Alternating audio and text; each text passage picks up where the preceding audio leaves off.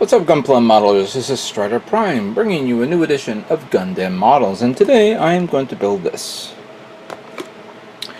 The 1/44 scale RGM-79 GM, or Jim, sometimes people will say that, from the original Mobile Suit Gundam animated series. I got this kit from Hobbylink Japan about a few months ago, when they were doing their campaign parts sale. You know, like when if you buy a Gundam kit, they'll send you 2 campaign parts, and I bought 2. I didn't buy a lot, and since the kits that they were showing off at the time was very limited, and some of the kits that were there I already had, and some of them that I really care about, I just bought something that I thought maybe I never got, and something easy to build. And I always did like to go back to some. The GM is a perfect example of a retro kit. Plus, it's a good kit to get for beginners out there if they want to get into Gundam modeling for the first time. So I said, let me just build this guy, see how it is. Now, it says here 700. The high grade kits at the time when this was released, this was back in 2001, and this was number 20. So it was like at the time where it was, we all remember the original 1/44 scale kits, the regular no grade kits, an update to the original 1/44. Now I'm build, making the most of it. You know, obviously people. I've noticed, that's another thing. I've noticed a lot of high grade kits that's been modified and detailed, but I haven't seen anybody modify a GM kit. And there's an abundance out there, so I'm surprised that Note has went in and gone a little bit further. Maybe they've done it and I've not seen it, but for now we're just going to build this guy. So some detailed information in English over here, what the kit looks like already fully built. And then we have the beam, this beam spray it's called. The head, the backpack, the shield, and of course the beam saber. Let's open it up, see how it looks. By the way, I have a fan on because the weather was cold, now it's hot. Crazy weather. So here's the A plate. I believe this is the A plate. I don't see the letter, but alright, fair enough. Oh, we have the molding of red, yellow. There's a clear green for the eye, and then the charcoal parts here. And ooh, you would think it's white, but it's actually a nice, nice sky blue. Not sky blue, but more light blue, you could say. Kind of like the same color that I painted on my full armor Gundam Thunderbolts version. There's the beam saber here, the parts for the arms, legs, and all that stuff, and the polycaps. Of course, here's the manual.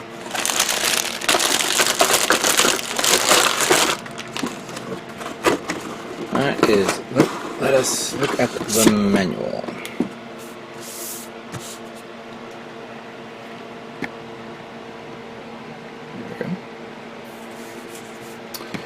Let me just adjust it a bit more so you can see it better. There we go.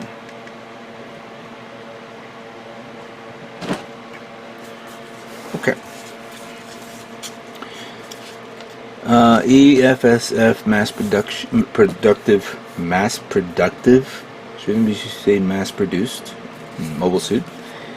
And then all the detailed information: beam spray gun, beam saber, and 60mm Vulcan cannons on the head.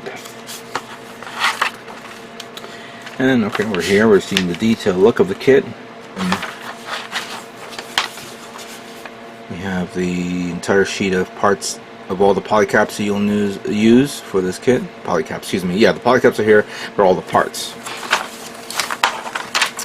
And then we go with the assembly of the legs and the feet, the torso, then the arms, the waist unit and the head, the shield, the backpack. I think I saw the backpack there. The shield and the weapon and final assembly. And here is, of course, the paint guide on how to paint this. Whether you want to keep it normal like that or something more different. This uses the same color pattern palette from the GM line. The orange, the yellow, the white or off-white color. Yeah, it's an easy. This is going to be a fun little kit to build and to see how it measures up. I mean, obviously it's an old kit, but let's see if we could find some issues with it compared to kits that we are building today. So let us begin building High Grade GM. Okay, so what you see here are the parts that make up the legs of the RGM-79 GM. In reviewing it, I could see the slow transition from the original high grade kits. I'm sorry, the original 144 scale kits going over to the high grade kits, because I remember, to give it a good comparison, I remember the high grade, not the high grade, but the 144 scale GM Command from 0083. And was it the GM Command or was it the one from 0080? I don't know which one it is, but it was a good build. It was a nice solid build, and I always want to revisit that kit again.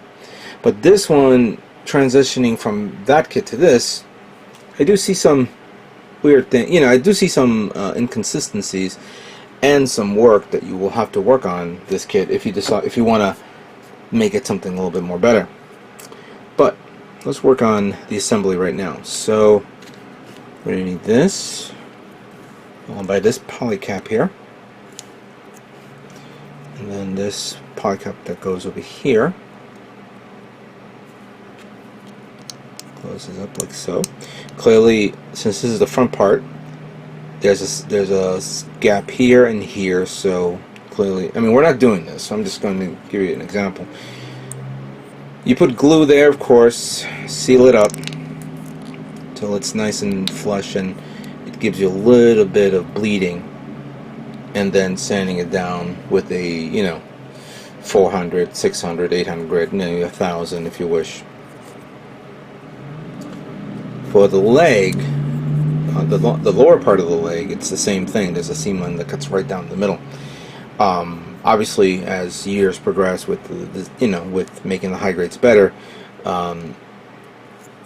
they were probably figuring out ways to make the high grade the legs contour to a specific area of the lining, so it's barely noticeable. Of course, they didn't think about that with this GM. You can consider this the early phases of trying to figure out what to do with high grade kits. But obviously here, once you glue this up and close it up, you sand it down and it should look smooth as hell.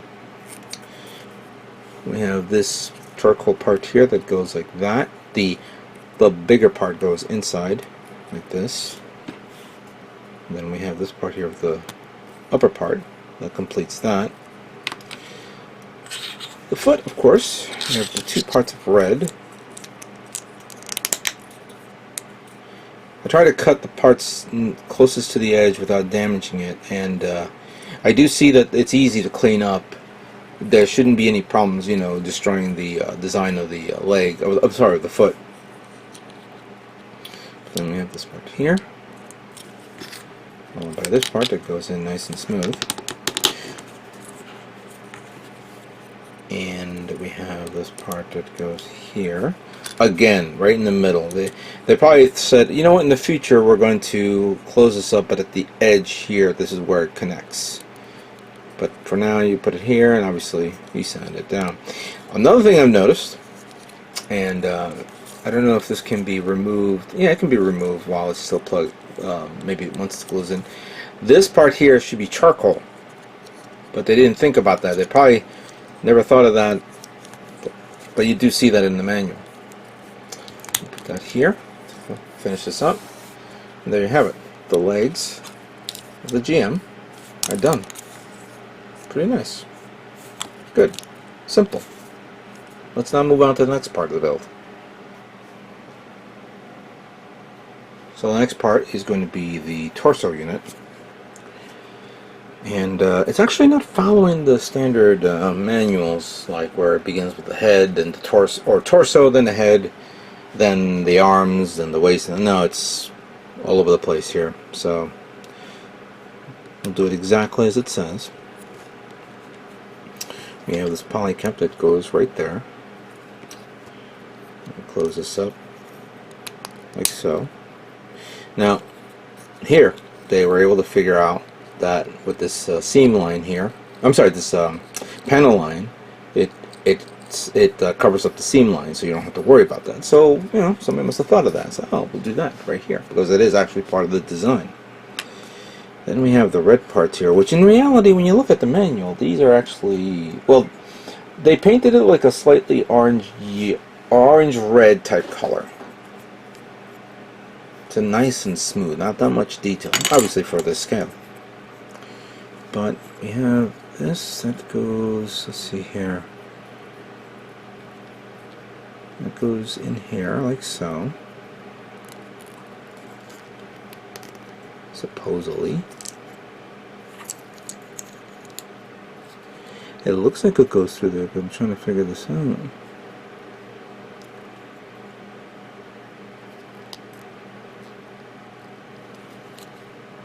Like that?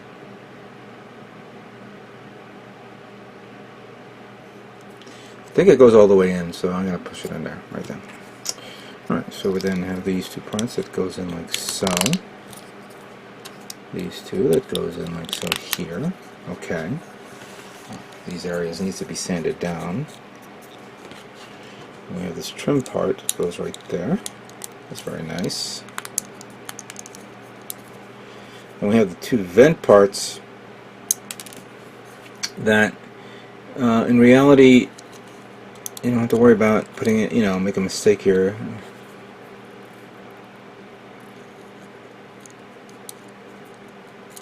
Come on, get in there. Good, they don't pop off. And the last part is this little area which needs a the only sticker, which is this black sticker right here. I'll put it on. It's no big deal.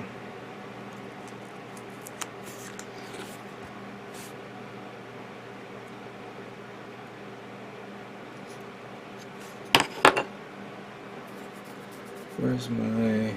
I'll use this. There we go. Perfect. That's easy. The only thing you'll have to worry about is sanding around here and here. Oh, interesting. This does not come with polycap parts inside the arms, so the these arms can go forward and back. This is it's standard pegs right there. Again, because of when it was created. Alright, so this part is done. Let's now move on to the next part. Alright, the next part will be the arms. And we're looking at some of the parts here, like the shoulder.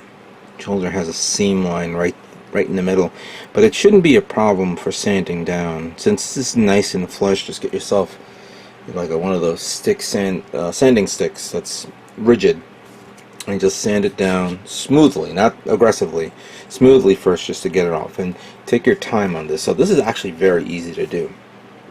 Same issue with like the legs, where the seam line is right in the middle. So, and I don't think you have to worry about the shoulder armor, especially when you don't know where the polycap is. Where did I put the polycap? Maybe I didn't pull it out. Let's see here. Polycap number I think that's I, correct.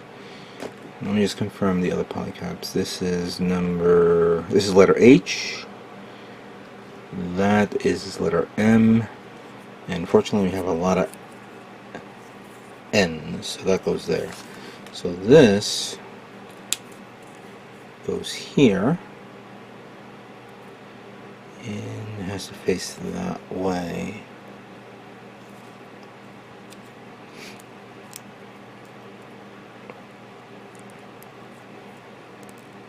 Like that. Alright, so that part is done.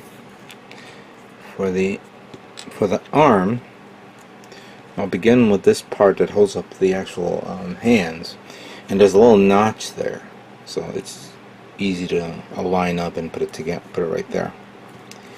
And we have this part that goes in the middle, and then this part, always the round part, faces up, and then put them together like so. See a little leftover flash, so kind of like that. And again, like the legs, you have the seam line right through the middle, so glue it, squeeze it, give it some time, then sand it down. Always wait a day. Always wait a day. Don't rush unless you want to try that technique where people use, I guess, baking soda to agitate the glue and harden a little bit more faster. But you know, this is not a rush job. You really want to take your time building these type of kits, so don't rush. So with this part, you have this one together. Obviously it might have been glued, but I'm going to put this one right here. There's a design here where it curves to the back, so the lower end goes to the back area of the arm, followed by this part, the much more longer end of this part facing forward, and then you want to put that there, like so.